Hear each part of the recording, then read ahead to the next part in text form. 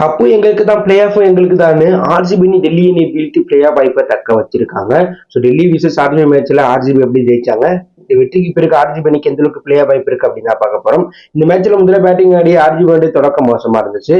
Pop 7 பாலுக்கு 6 run அடிச்சிருக்கும் போது முகேஷ் குமார் போட்ட பால கேட்ச் கொடுத்துட்டு வெளில போக, கோலி 13 பாலுக்கு 27 ரன் அடிச்சிருக்கும் போது ஜாக்ட கேட்ச் கொடுத்துட்டு பாப் முதல் விக்கெட் அவுட் ஆயிட்டு வெளில போயிட்டார். அதிலே விளையாண்ட விராட் கோலி 13 பாலுக்கு 27 ரன் 3 சிக்ஸ் ஒரு பவுண்டரி அடிச்சிருக்கும் போது இசான் சர்மா போட்ட பால்ல போயல்ட்ட கேட்ச் கொடுத்துட்டு 2வது விக்கெட் அவுட் ஆயிட்டு முக்கியமான நேரத்துல வெளியேறினார் கிங் கோலி.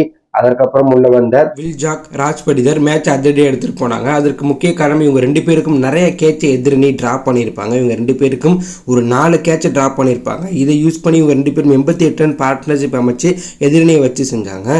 இதில் ராஜ் படிதர் 32 பாலுக்கு 52 ரன் 3 சிக்ஸ் 3 பவுண்டரி அடிச்சிருக்கும் போது ரஷீத் சலாம் போட்ட பால் அக்சர்ட்ட கேட்ச் கொடுத்துட்டு வெளில போக, வில் ஜாக் 29 பாலுக்கு 41 ரன் அடிச்சிருக்கும் போது குல்தீப் யாதவ் போட்ட பால்ல கேட்ச் கொடுத்துட்டு வெளில போயிட்டார். அதுக்கப்புறம் உள்ள வந்த லாம்பரோ 13 ரன்லையும் டிகே டெக்கவுட்லையும் அதுக்கப்புறம் வந்து வீரர்கள் அடுத்தடுத்து அவுட் ஆக ஆர்சிபி 20 ஓவர் முடிவில் 187 ரன் தான் அடிச்சாங்க. ஆர்சிபி தொடக்கம் அதிரடியா இருந்துச்சு. ஒரு கட்டத்தில் ஆர்சிபி 220 ரன் அடிக்க போறாங்கன்னு நினைச்சோம். ஆனா ஆர்சிபி அணியை சேர்ந்த வீரர்கள் கடைசி 5 ஓவர்ல அடுத்தடுத்து அவுட் ஆகி 187 ரன் தான் அடிச்சாங்க. Not out batsman green 32 run அடிச்சு கிரீஸ்ல இருந்தார். பின்னர் களமிறங்கிய டெல்லியுடைய தொடக்கமும் மோசமாக இருந்துச்சு. வார்னர் 2 பாலுக்கு 1 ரன் அடிச்சிருக்கும் போது சொப்னி சிங் போட்ட பால்ல வில் ஜாக்ட கேட்ச் கொடுத்துட்டு வெளில போக, அபிஷேக் கோயல் 3 பாலுக்கு 2 ரன் அடிச்சிருக்கும் போது யாஸ் தயால் போட்ட பால்ல ஃபர்குசன்ட்ட கேட்ச் கொடுத்துட்டு வெளில போயிட்டார்.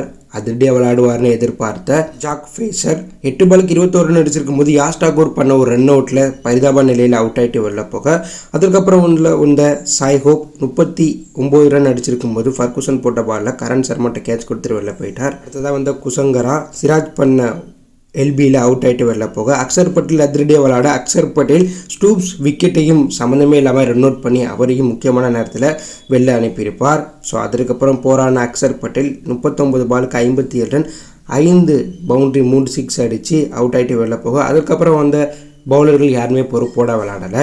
இதனால டெல்லி அணி 19.1 ஓவர் முடியல 10 விக்கெட்டில் பிறகு 140 ரன் அடிச்சதுனால ஆர்சிபி அணி இந்த மேட்ச்ல 47 ரன் வித்தியாசத்தில் வெற்றி பெற்று அவங்களுடைய 5வது வெற்றியை பதிவு பண்ணது மட்டும் இல்லாமல் பாயிண்ட் டேபிளில் 13 மேட்ச் விளாண்டு 6 வெற்றி 7 தோல்வி பெற்று 12 புள்ளிகளோட கெட்ட 5வது இடத்துல இருக்காங்க.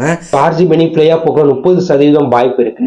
ஆர்சிபி அடுத்ததா சிஎஸ்கே கூட மே 18ஆம் தேதி விளையாட போறாங்க.